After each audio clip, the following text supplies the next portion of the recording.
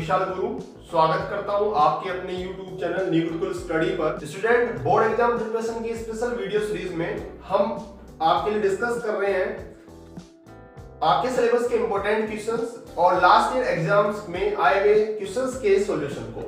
इस video series के and तक आपको अपने टॉपिक पे, अपने सब्जेक्ट पर एक अच्छी कमांड। तो आज के क्वेश्चन को स्टार्ट करने से पहले मैं आपसे रिक्वेस्ट करता हूं कि प्लीज चैनल को सब्सक्राइब कर लें और साथ साथ बेल आइकन को भी प्रेस कर लें ताकि इस वीडियो सीरीज की आने वाली हर एक वीडियो का नोटिफिकेशन आपको मिलता रहे और आप अपनी तैयारी को सुगम करते रहे। एंड वीडियो को लाइक भी करते हैं इस वीडियो को इस इंपॉर्टेंट क्वेश्चन से जो कि आपके ट्रिग्नोमेट्री के हाइट एंड डिस्टेंस टॉपिक से है। सबसे पहले हमें इस क्वेश्चन को सॉल्व करने के लिए क्या करना होता है, जो हाइट एंड डिस्टेंस से रिलेटेड क्वेश्चंस होते हैं उसको सॉल्व करने के लिए सबसे पहले आपको एक राइट एंगल ट्रायंगल फॉर्म करना होता है जो गिवन डाटा उससे। उसके बाद उस राइट एंगल ट्रायंगल में जो आपको एंगल गिवन होता है और एक साइड गिवन होती है, उससे आपको जो अननोन साइड या एंगल आपको निकालना होता है उसको आप फाइंड कर सकते हैं। तो सबसे पहले हमें ये सीखना है कि गिवन डाटा से गिवन क्वेश्चन जो है उससे आपको राइट एंगल ट्रायंगल किस तरह से फॉर्म करना होता है। तो चलिए देखते हैं। क्वेश्चन में गिवन है the angle of elevation of the top of A tower from 2 points. It means सबसे पहले हमें क्या देखना है,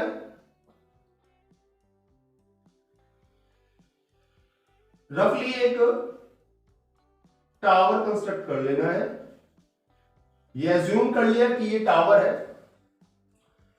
ये टावर जिस होरिजन पे है, जिस लेवल पे है, ग्राउंड लेवल पे, उसको हमने इस लाइन से डिनोट कर लिया। अब इसने क्या बोला है, उसने कहा है टॉप ऑफ ए टावर। कौन? Angle of elevation. Angle of elevation क्या होता है साथ साथ समझते चले आप।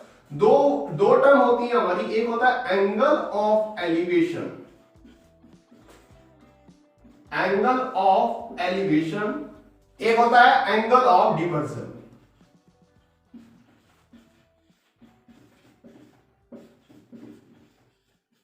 दोनों टर्म्स को आपको समझ लेना है क्योंकि ये इंपॉर्टेंट टर्म है इस टॉपिक की।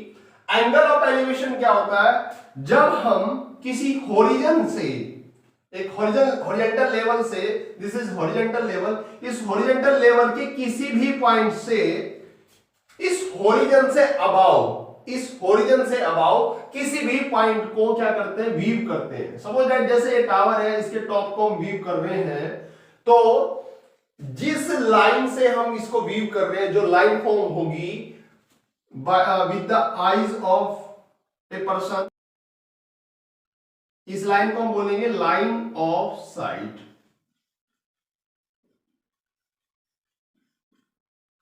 तो लाइन ऑफ साइट और इस horizontal level,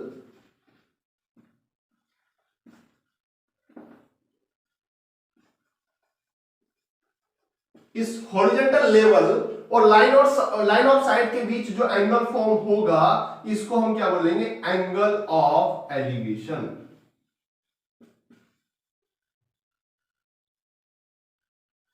angle of elevation समझ में आया होगा आपको कि हॉरिजॉन्टल लेवल से अबाव किसी भी पॉइंट को जब वीव करते हैं तो line of site and horizontal level के बीच जो एंगल फॉर्म होता है उसको एंगल ऑफ एलिवेशन बोलते हैं।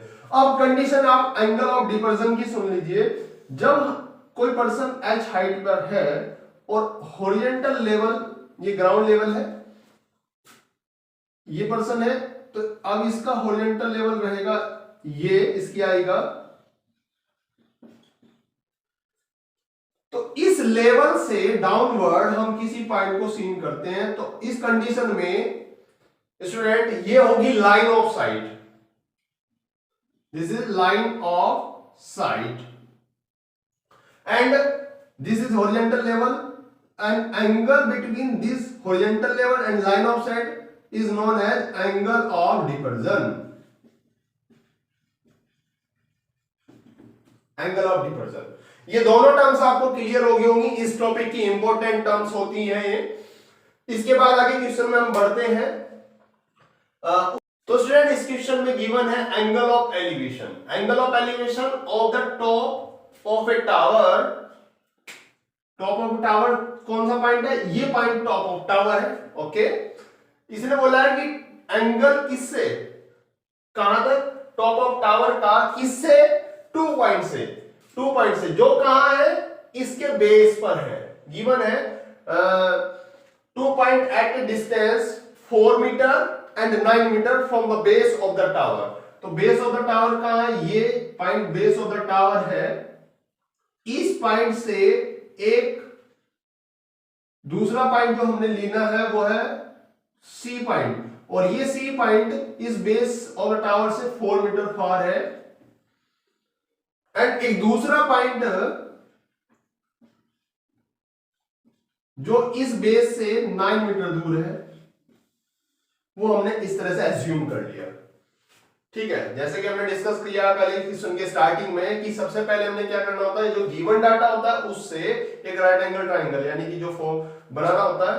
ठीक है, तो उसको हम कंस्ट्रक्ट कर रहे हैं। जो गिवन डाटा है उसने बोल दिया है, जो जो अब तक बोला है इस क्वेश्चन में हमने उसको ड्रॉ कर लिया है। तो इसके बाद वो बोलता है कि angle of elevation in both point से जो एंगल ऑफ एलिवेशन है, तो हम क्या करेंगे, इस पॉइंट से और इस पॉइंट को मिलाते हुए लाइन ऑफ साइट बना लेंगे। ठीक है, this is line of site and second is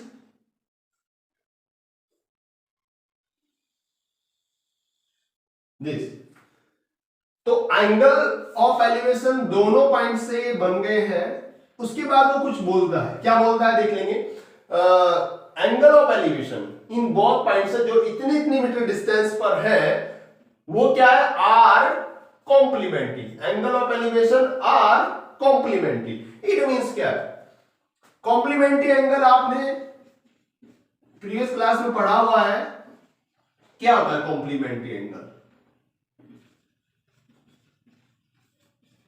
समझते हैं, चलिए डिस्कस कर ले रहे हैं। कॉम्प्लीमेंट्री एंगल वो एंगल्स होते हैं जिन दो एंगल्स का सम क्या हो, इक्वल टू एग्जैक्टली 90 डिग्री आता हो, उनको हम कॉम्प्लीमेंट्री एंगल बोलते हैं। इट मींस क्या है कि एंगल सी और एंगल डी, जो एंगल ये बन रहे हैं एंगल सी और डी, ये एग्जैक्टली कितना है? इनका सम है 90 डिग्री। ये हमें गिवन है। तो इससे हमें क्या करना है? अब इसको हम ऐसी फॉर्म में तो नहीं लिखेंगे। अब हमने क्या किया, let angle C is equal to alpha and C is alpha, so angle D हम निकाल लेंगे in term of alpha. Angle C कितना है? अल्फा है, so angle D is equal to 90 minus alpha. Okay student, इतना work आपने कर लेना है। आपका ये ट्राइंगल जो पूरा हमने क्वेश्चन में डाटा था गिवन, वो हमने पूरा कंस्ट्रक्ट कर लिया। ये जो एंगल थे जो हमें गिवन डाटा है उसके अकॉर्डिंग हमने इसको अल्फा, और ये 90 माइनस अल्फा आया है। तो इसके बाद स्टूडेंट हमने क्या करना है, क्वेश्चन को सोल्व करना है। क्या पूछा है क्वेश्चन में? उसने बोला है कि prove that the height of the tower is 6 metre. हमने इसकी हाइट को प्रूव करना है कि वो 6 मीटर है। तो इसके लिए हमने एज्यूम कर लिया कि the height of tower is h metre. Okay, चलिए लिख लेते हैं इसी को। Let the height of tower is equal to h metre. Metre में क्यों एज्यूम किया है? क्योंकि ये जो डिस्टेंस है वो मीटर में गिवन है, तो इसलिए हम मीटर में एज्यूम करेंगे। जिस भी यूनिट में गिवन होगी उसी यूनिट में हम ये एज्यूम कर लेंगे ताकि सिमिलरिटी बनी रहे।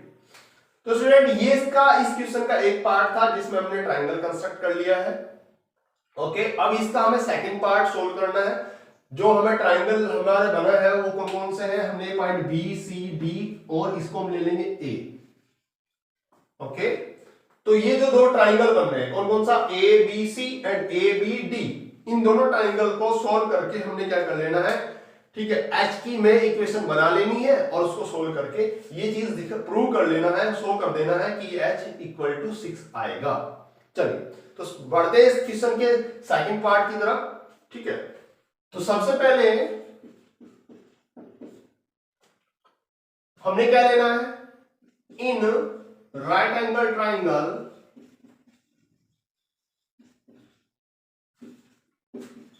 Right angle triangle ABC, right angle triangle ABC लिया, इसमें ट्रिग्नोमेट्रिक रेशियोज को हमें लगाना होता है, ठीक है।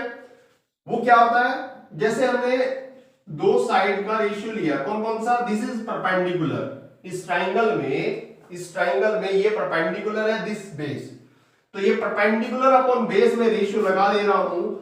मुझे ये याद होना चाहिए कि परपेंडिकुलर अपॉन बेस किसके इक्वल होता है, किस ट्रिग्नोमेट्रिक रेशियो के इक्वल होता है, तो ये होता है tan थीटा के इक्वल, ओके। तो tan theta is equal to perpendicular upon base, मुझे पता है, ये मैंने लिख लिया। इसके बाद मुझे क्या करना है, इसमें ये थीटा क्या है वो रखना है, परपेंडिकुलर क्या है इस ट्राइंगल में, और बेस क्या है वो वैल्यूज मुझे पुट करनी है और मुझे इक्वेशन बनानी है। चलिए, तो tan थीटा लिया हुआ है क्या, alpha, in triangle ABC angle है अल्फा, ठीक है। थीटा के लिए परपेंडिकुलर क्या होगा, इसके लिए परपेंडिकुलर है दिस लाइन, सो वो क्या है H, ओके।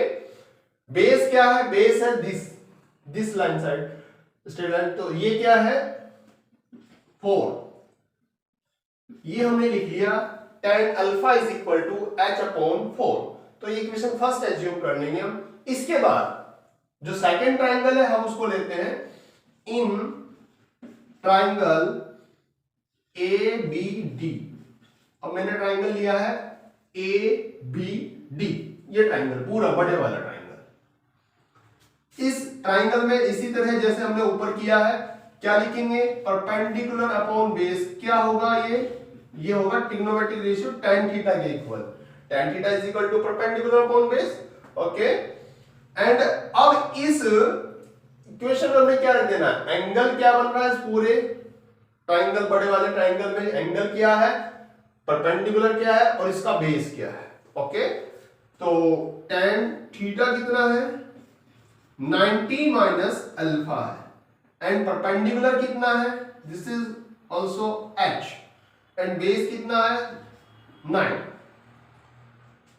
स्टूडेंट आपको पता है बिकॉज tan 90 माइनस थीटा, अब इस क्वेश्चन को आगे थोड़ा सा क्वेश्चन को आगे सोल्व कर लेते हैं। हमें पता है tan 90 माइनस थीटा क्या होता है, cot थीटा होता है, okay. tan 90 minus theta is equal to cot theta, तो मैंने क्या कर लेना है, यहां क्या लिखा हुआ है tan 90 माइनस अल्फा, तो इस फॉर्मूले के अकॉर्डिंग मुझे इसको चेंज कर लिया, ये आ गया cot alpha, this cot alpha and this same H upon 9, okay. और इस इक्वेशन को मैं सेकंड एज्यूम कर लूंगा। अब मुझे क्या करना है, ये दो इक्वेशन मेरे पास है, मुझे इन दोनों इक्वेशन से प्रूव करना है कि H की वैल्यू कितनी आएगी, 6 आएगी, ओके। चलिए, तो मैंने इसको सॉल्व करने के लिए इक्वेशन फर्स्ट को मल्टीप्लाई कर दिया इक्वेशन सेकंड से, ओके। फर्स्ट इक्वेशन की जो LHS है, कैसे करेंगे मल्टीप्लाई, LHS में LHS मल्टीप्लाई करेगी, RHS में RHS मल्टीप्लाई करेगी, ओके। तो tan अल्फा मल्टीप्लाई करेगा cot अल्फा में, एंड H अपॉन 4 मल्टीप्लाई करेगा H अपॉन 9 में, ये यहां तक बनता है।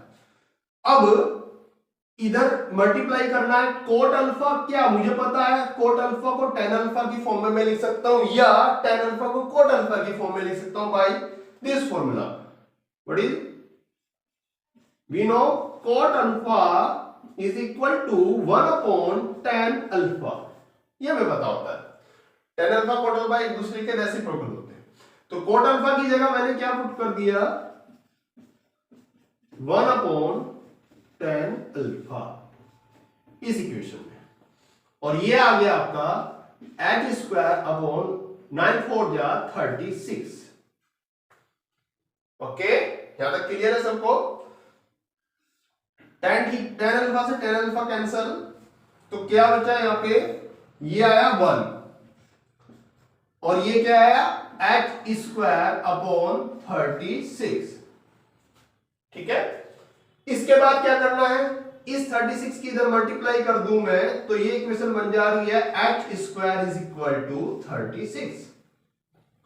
अब H की वैल्यू फाइंड करने के लिए हमें क्या करना होगा, यहां से जो ये स्क्वायर लगा हुआ है इसको मुझे इक्वल के इस तरफ ले जाना पड़ेगा, जब ये स्क्वायर इस तरफ जाया करता है इक्वल के, तो ये जाता है स्क्वायर रूट में। ओके, तो स्क्वायर रूट आ गया 36 का, जो कि किस में होता है, दोनों साइन में आया करता है। तो साइन विद साइन लिख देंगे हम इसको प्लस माइनस, और h की वैल्यू आ गई हमारी प्लस माइनस 6। ओके स्टूडेंट, तो आपने देख लिया है कि जहां तक हमने सोल्व करना था लगभग हमारा आंसर हमें मिल गया है और प्रूव हो गया कि h 6 आ गया। अब फाइनली इसको टच देना है कि आप फाइनली किस तरह इसको लिखेंगे, कंक्लूजन क्या लिखेंगे। तो आप लिख देंगे, अब यह प्लस और माइनस दोनों में आया, तो माइनस में कोई भी डिस्टेंस या हाइट या नहीं होया करती है, इसको हम हमेशा प्लस साइन में लेते हैं, तो हम माइनस साइन को क्या कर देंगे, छोड़ लेंगे। और फाइनली हम लिख देंगे सो द हाइट ऑफ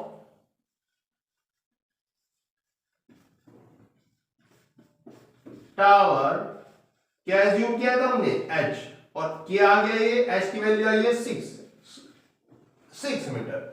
ठीक है, तो स्टूडेंट फाइनली हमने इस क्वेश्चन को प्रूव कर लिया है, और ये हम क्लास में लिखेंगे प्रूव्ड। तो स्टूडेंट इस टाइप का ये क्वेश्चन जो है आपको बोर्ड एग्जाम में कई बार चांसेस है इसके बनने के, कि ये क्वेश्चन आया हुआ भी है पीछे बोर्ड एग्जाम में, यानी कि स्टेट बोर्ड एग्जाम से, चाहे सीबीएसई है, ओके, चाहे आईसीएसई है, ठीक है, सबके लिए इंपॉर्टेंट क्वेश्चन है ये।